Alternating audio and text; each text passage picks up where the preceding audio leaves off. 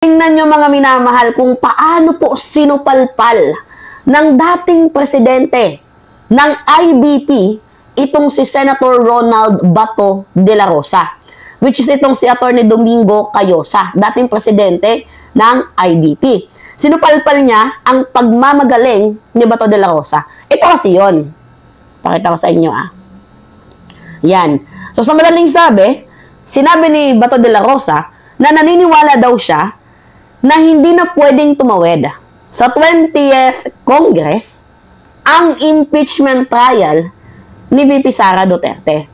So sabi niya, based on my readings daw, based daw sa kanyang research, I am inclined to believe na hindi na pwedeng tumawid sa next Congress. Yan ang aking nakikita. Hindi ako abogado. Pag-aamin na mismo, quote and quote, ni Senator Bato de la Rosa. Pero, kahit hindi daw siya abogado, nagre-research daw siya. At nang pinag-aralan niya, yun daw po ang kanyang nakita. Na malabo at bawal nang ituloy ng 19th to 20th Congress itong impeachment ni VP Sara Duterte. Sus, ayaw mo lang talagang magkaroon ng impeachment Ngayon, mayroon pong paglilinaw dyan ang constitutional law expert at dating Integrated Bar of the Philippines or IBP na si Atty. Domingo Cayosa. Meron siyang paglilinaw. Ang sabi niya, ito. Klaro ba to? Law expert na yung nagsabi, diba? Isang abogado at dating presidente ng IBP. Diba? Ano yung sabi dito mga minamahal? Impeachment trial ni VP Sara maaring tumawid sa 20th Congress. Sa aking pagkakaalam, continuing body ang Senate at hindi naman legislative work ang impeachment. Nagigets ninyo? So, pwedeng i-continue. Kasi nga continuing body. Okay lang sana kung legislative work yan, hindi naman. Diba? So, posible. Pwede talaga. Dahil ang nagsabi na nito ay ang isang law expert. Talagang gumagamit lang ng butas itong kampo ni Bato de la Rosa para sabihin na hindi na pwede, pinupush through nila yan. Tingnan ninyo, umabot na sila sa permahan. Diba? Permahan na wag nang i-impeach, wag nang ituloy, patayin ng impeachment. Dami niyong kuda. Ngayon, ito yung sabi ng IBP former president na si Atty. Domingo Cayosa. Sakaling hindi natapos ang impeachment trial ngayong 19th Congress, ay pwedeng tumawid sa usapin sa 20th Congress.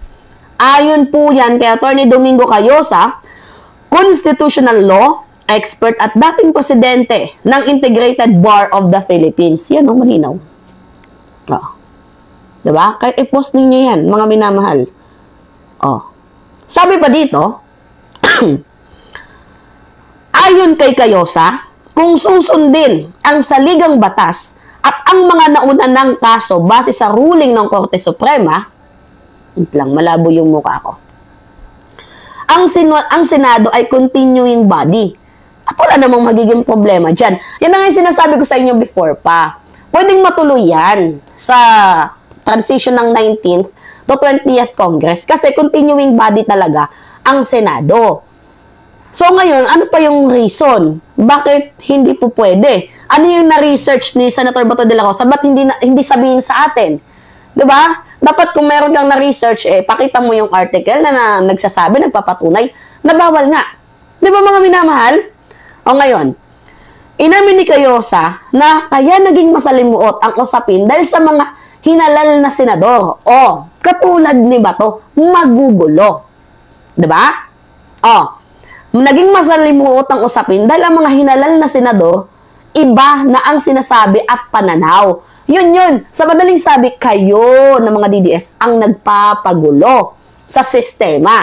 Wala na nga kayong respeto sa ating konstitusyon dahil dinidelay nyo ang impeachment na dapat sana pagka-receive, tinrabaho na ninyo, dinidelay na nga ninyo, hindi na nga ninyo nire-respeto ang saligang batas, tapos gumagawa pa kayo ng sarili nyong patakaran, ang tindi nyo naman.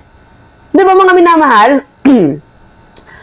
Sabi pa dito, iba pa rin ang ikinikilos ng katawan, ngunit kung titingnan natin ang saligang batas, maliwanag na sa kautusan na dapat tuloy-tuloy ang proseso. At ngayon lang din ako nakakita na ang bola dinidribble ng 4 na buwan, kagaya ng sinabi ni Senator Risa Ontiveros. Di ba, dapat kapag nandyan na, dapat shall proceed na eh.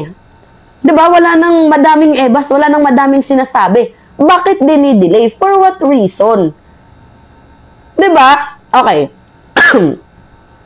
Doon mismo sa impeachment rules ng Senado, maliwanag naman, ang impeachment is different kind of work. At hindi yan legislative work.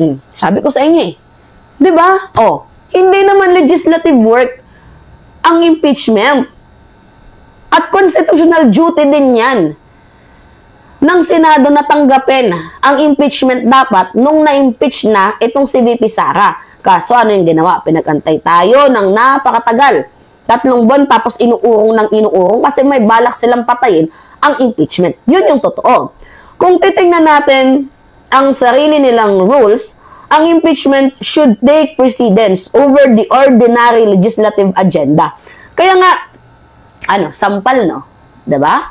Sakit na katotohanan. Sa madaling sabi, bobo ka ba to? Wala kang utak. Kasi kung may utak ka, dapat naintindihan mo to. Pinipilit lang talaga nilang magpakatanga or magpakagago or anything. Basta yun yung aking nakikita.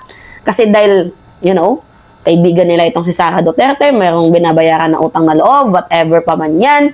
Yan talaga yung aking pinakaunang nakikitang dahilan. Kung kaya itong mga DDS, di ba, hinaharang nila ang impeachment laban kay VP Sara Duterte. Dapat kung matuloy man, at dapat ituloy yung impeachment na yan, tanggalin bilang isang impeachment judge, itong si Bato, si Marcoleta, si Robin, si Go. Kasi malayo pa lang nagpapakita na sila ng kanilang mga boto, which is dapat sila ay neutral.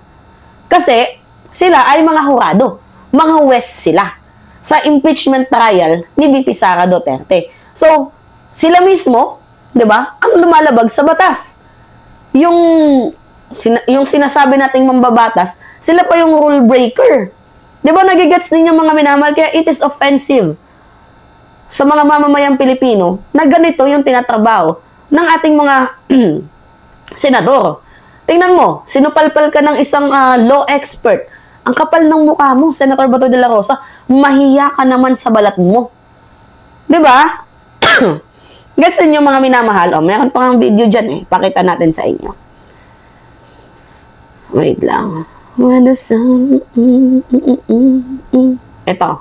Issue na dapat nating malaman dito. Sa totoo lang, ang meron tayo ngayon, ay yung mga pahayag ng mga congressman, yung pahayag ng ilang mga social media influencers, na may mga bank account daw na kinakailangan makita. Dahil very damning daw yung evidence sa bank account na yun. Na gusto natin, sige na, patingin. Gusto namin makita. Depende yan. Kung may small lady ulit. Ito na, nasa linya natin. Nasa linya po natin, mga kaposi, si Atty. Domingo Cayosa, constitutional law expert at syempre, dating Pangulo ng Integrated Bar of the Philippines. Atty. Cayosa, live kayo sa Saksi sa Double B. Good morning po. Good morning po, Attorney. Good morning. Magandang umaga po sa nakikinig sa inyong programa. Si Joel tsaka si Wayne po ito. At Attorney, ano nga ba? Bigyan nyo nga kami ng gabay kasi ngayon, pinag-uusapan, dapat bang tumawid pa sa 20th Congress? Pagka daw tumawid sa 20th Congress, ito pong impeachment, baka daw ma-question po ito. Yung constitutionality po nito. Gabayan nga po kami nalilito na rin dito sa issue ito, Attorney. Kung susundin lang ho yung konstitusyon at yung mga nauna ng kaso na kung saan sinabi ng Supreme Court that the Senate is a continuing body, wala sanang problema na tatawid sa 20th Congress yung sinimulang impeachment complaint laban sa Vice Presidente. Rinig? So bakit niyo po sinabing wala sanang problema? Meron bang kulatilya yon, Atty. Domingo Cayosa? Kaya ho tayo nagkakaproblema kasi yung ating mga hinalal na mga senador, iba na ang sinasabi, iba na ang kanilang kilos. Pero kung titignan natin ang konstitusyon, maliwanag naman ho doon na dapat ho yan tuloy-tuloy. Pangalawa, doon mismo sa impeachment rules ng Senado, maliwanag naman na yung impeachment is a different kind of work, hindi ho yan legislative work. At kung titingnan natin ang sarili nilang rules, nangingibabaw. The impeachment should take precedence over the ordinary legislative agenda. When you say... Pag sinabi mo yun, Attorney... Rinig ninyo, mga minamahal.